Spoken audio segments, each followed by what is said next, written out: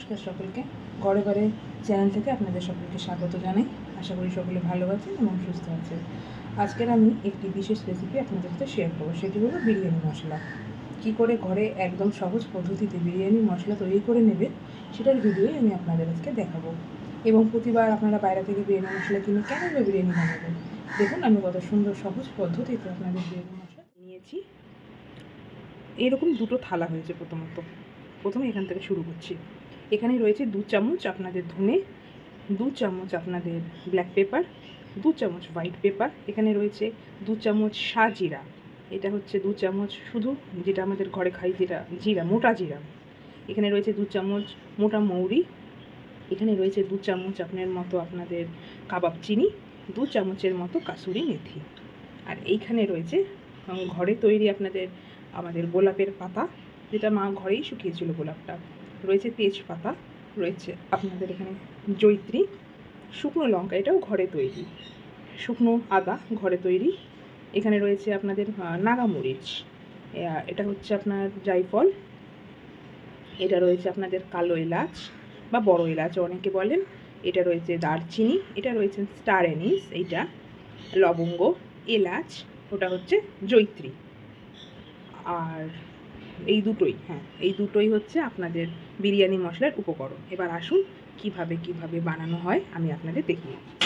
সবার প্রথমে আমি একটা প্যান নিয়ে নিয়েছি, হালকা একটু গরম করতে দিয়েছি। আমি দিয়ে দেবো এক এক করে দারচিনি, স্টার এনিস, কালো এলাচ, লবঙ্গ, এলাচ, নাগামরিচ, শুকনো আদা, কাবাব চিনি, ব্ল্যাক পেপার বা গোলমরিচ, সাদা মরিচ,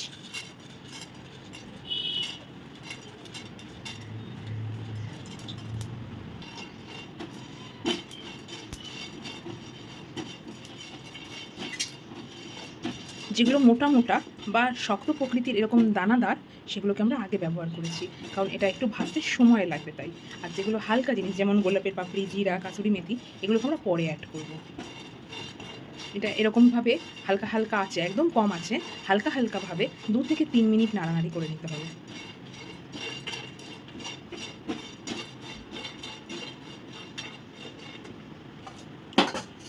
শুকনো মরিচ দিয়ে দেবো এবার, তেজপাতা,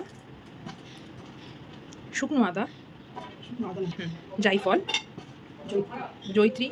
জয়িত্রী, গোলাপের পাপড়ি, জিরে, ধনে, মৌরি, মোটা জিরে আর কাসুরি মেথি, এগুলো সব দিয়ে দেবো। মোট 5 মিনিট আমাদের এটা ভাজতে হবে, একদম কম আছে। 5 মিনিট মতো হয়ে গেছে, আমরা গ্যাসটা অফ করে দেবো। আমরা এখন এটাকে ঢেলে নিলাম।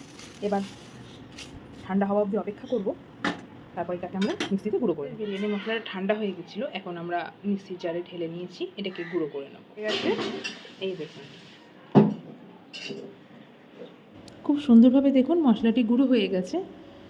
এইভাবে আপনারা বাড়িতে বিরিয়ানির মশলা তৈরি করে নিতে পারবেন এবং যখনই বিরিয়ানি বানাবেন তখন আপনারা এই মশলাটি ব্যবহার করতে পারবেন। এছাড়াও এই মশলাটি আপনারা শাহি গরম মশলা হিসাবে ব্যবহার করতে পারবেন। আশা করি আমাদের ভিডিও আপনাদের সকলের ভালো লেগেছে। আমাদের ভিডিও ভালো লাগলে আমাদের চ্যানেলটি লাইক এবং সাবস্ক্রাইব করতে কিন্তু ভুলবেন না। ধন্যবাদ।